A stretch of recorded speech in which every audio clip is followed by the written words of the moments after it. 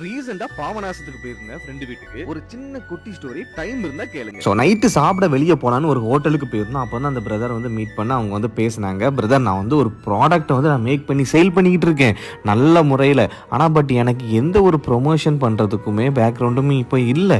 என்னோட ப்ராடக்ட் நல்லா இருக்குது, பட் ஆனால் வந்து இதை எப்படி வெளியே கொண்டு வரேன்னு எனக்கு தெரியல. எனக்கு கொஞ்சம் ஹெல்ப் பண்ணுங்க பிரதர். என்னோட ப்ராடக்ட் நல்லா இருக்குது, நீங்கள் ஒன்ஸ் ட்ரை பண்ணிட்டு கூட எனக்கு ரிவ்யூ சொல்லுங்கள், இல்லைனா வேணாம் அப்படின்னு சொல்லியிருந்தாங்க. இப்போ நான் அந்த வீடியோ போடுறதுக்கு என்ன ரீசன் அப்படின்னா, அந்த பிரதர் அந்த டைமில் அப்ரோச் பண்ண அந்த விதம் எனக்கு ரொம்பவே பிடிச்சிருந்து. அவங்களோட ப்ராடக்ட் மேலே இருந்த நம்பிக்கை எனக்கு வந்து ரொம்பவே பிடிச்சிருந்து.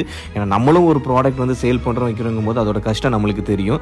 இந்த டைமில் மீட் பண்ணி அதை நம்மளை நம்பி பிரதர் அப்படின்னு கேட்கும்போது என்னால் இதை பண்ணாமல் இருக்கவே முடியல. அவங்களோட ப்ராடக்ட் நான் மட்டும் இல்லாமல் ஃப்ரெண்ட்ஸுக்கும் கொடுத்து எப்படி இருக்குன்னு சொல்லுங்கடா அப்படின்னு அவங்களுக்கும் கொடுத்துருந்தோம். ஸோ கிட்டத்தட்ட 2-3 வாரமாக யூஸ் பண்ணிட்டு எனக்கும் நல்லா இருக்கு அப்படின்னு ரிவ்யூ சொல்லியிருந்தாங்க. இது வந்து பெய்ட் ப்ரொமோஷன் எதுவுமே கிடையாது. அந்த பிரதர் அப்ரோச் பண்ண அந்த ஒரு விதத்துக்காண்டி என்னால் முடிஞ்ச ஒரு சின்ன ஹெல்ப் அந்த பிரதருக்கு பண்ணியிருக்கிறேன். நானும் பர்சனலா ஒரு 3 வீக்ஸ் யூஸ் பண்ணிட்டு அந்த ரிவ்யூ வீடியோவை நான் போடுறேன். இவங்களோட இன்கிரியன்ஸ் எல்லாமே அவ்வளோ குவாலிட்டியா இருக்குது.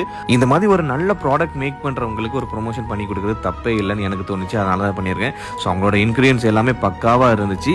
அவங்களோட டீட்டெயில்ஸ் கொடுக்குறேன். உங்களுக்கும் வேணும் அப்படின்னா நீங்க டிஎம் பண்ணி வாங்கிக்கோங்க. And thank you so much. Love you all.